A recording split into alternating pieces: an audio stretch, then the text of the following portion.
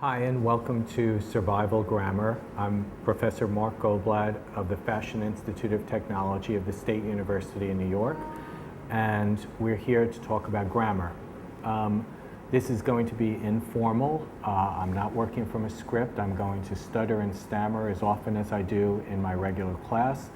The only other person in the room is my camera person, Susie. Susie, want to nod with the camera?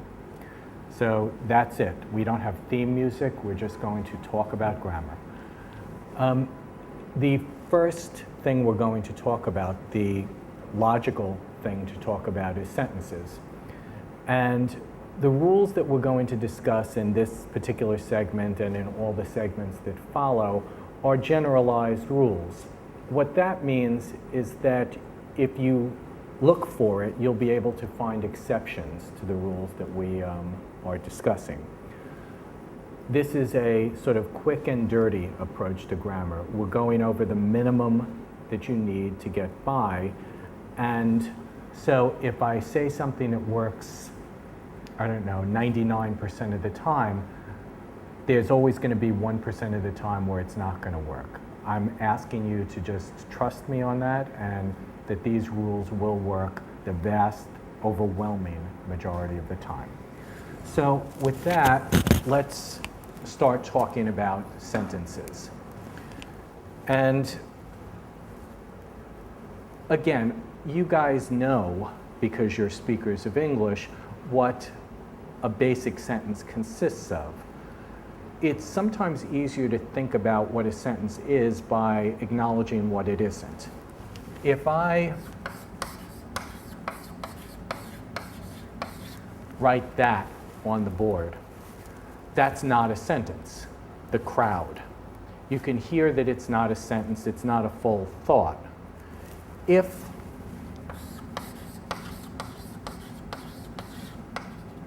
I add that to it, it is a sentence.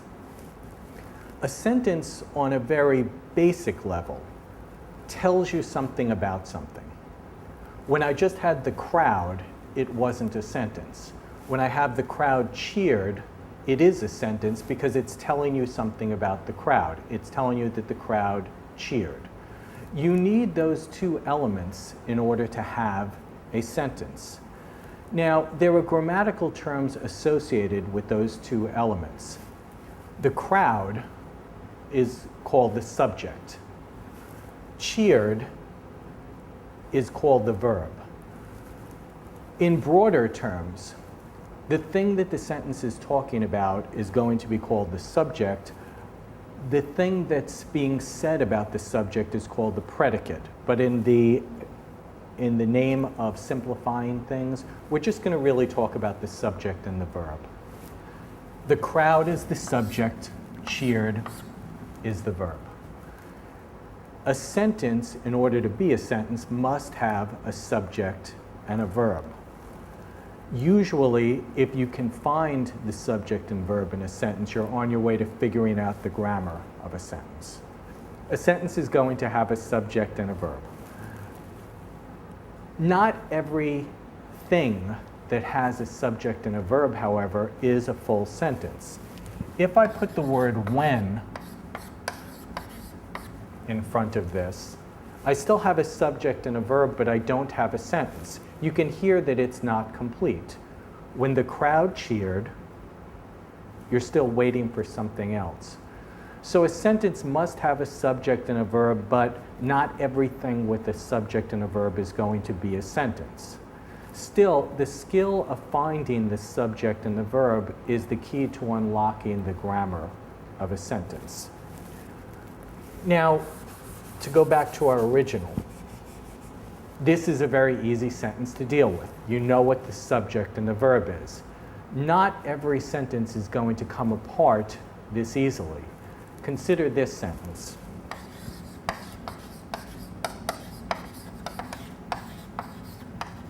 Running through the woods is good exercise for a dog. This sentence is a sentence. That means it has a subject and a verb. But if you start looking for the subject and verb here, it's not going to be nearly as easy as it is in something like the crowd cheered. Now, if you think of verbs strictly as action words, and I know many of you do think of that, and I say to you, what's the verb in this sentence? Your first guess is probably going to be running. That's not the verb in this sentence. Your next guess, if you're still thinking about an action word, might be exercise, and that's not the verb either. You might even guess through because it sounds like there's action happening there. The verb in this sentence is the word is. There's no action in the word is, so if you're only thinking about verbs as action words, that's not really going to help you with this kind of sentence. A verb, more broadly than just containing action, a verb carries with it time. That's how you can tell what the verb is in a sentence. Verbs are the only words in English that change from past to present to future tenses. So I can give you a gimmick for finding the verb in a sentence. That is, take advantage of the fact that you're fluent speakers of English, and in your head, insert the words yesterday, today, and tomorrow in front of the sentence and read the sentence through. So if I pretend that the word yesterday is in front of this sentence and I read it through, what I'm going to wind up with is yesterday running through the woods was good exercise for a dog. Today, running through the woods is good exercise for a dog. Tomorrow, running through the woods will be good exercise for a dog. The only thing that's changing is the word is. That tells you that the verb is there. A verb can be more than one word. The trick that I just showed you will not get you the whole verb, but it will at least get you the start of the verb.